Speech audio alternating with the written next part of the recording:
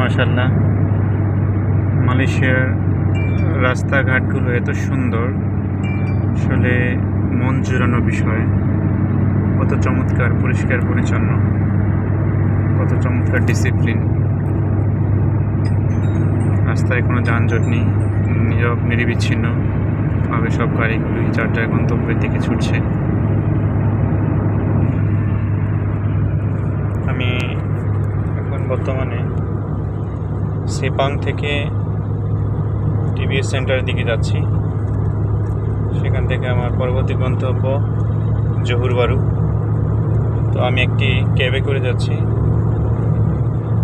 Sepang থেকে 42 ringgit cab ভাড়া।